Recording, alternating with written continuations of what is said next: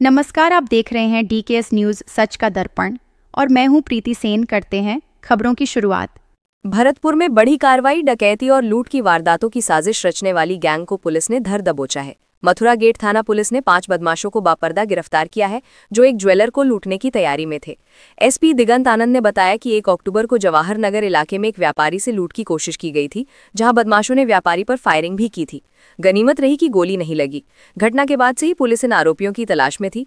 Team ने आज Lohagarh stadium के पास से गैंग को दबोचा, जो वहां डकैती की नई योजना बना रहे थे। गिरफ्तार आरोपियों में जगत सिंह, हरेंद्र प्रशांत, नितिन और रोहित शामिल हैं। पुलिस ने इनके कब्जे से 2 देसी कट्टे, 3 जिंदा कारतूस, 1 खाली कारतूस और 2 बाइक बरामद किए हैं। पूछताछ में पता चला कि ये गैंग वाहन स्टैंड पर काम करती थी और व्यापारियों की जानकारी वहीं से जुटाती थी। लूट से पहले ये व्यापारी के कर्मचारियों से पहचान बढ़ाते और रूट को खंगालते ताकि सीसीटीवी में न आए। भरतपुर पुलिस की तगड़ी कार्रवाई, अब इस गैंग से कड़ी पूछताछ जारी है। भरतपुर से राजेंद्र शर्मा जत्ती की रिपोर्ट, डीकेएस न्यूज सच का दर्पण। इलाका मथुरा गेट में एक व्यापारी जो अपनी दुकान से हीरादास चौराहे से दुकान बंद करके देर रात वापस लौट रहे थे, उनके साथ एक लूट की वारदात का प्रयास हुआ था, जिसमें कुछ अज्ञात बदमाशों ने मोटरसाइकिल से उनका पीछा करके और जब उनके लूट की वारदात विफल हो गई तो उन पर फायर करने का प्रयास किया।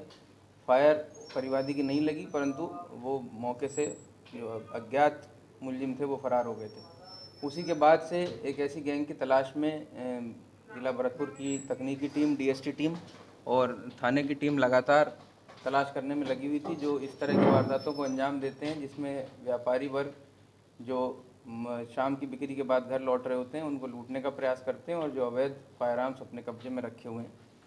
इस संबंध में एक कंबाइंड टीम डीएसटी की और एएसपी सिटी पंकज आईपीएस जो हैं उनके नेतृत्व में गठित की गई थी, जिसमें थाना मथुरा गेट और डीएसटी की एक कंबाइंड टीम ने आज सफलता हासिल करी है, जिसमें स्टेडियम के पास एक गैंग जिसके 5 सदस्यों को डकैती की और लूट की योजना बनाते हुए मैं हथियार के दस्तयाब किया गया है।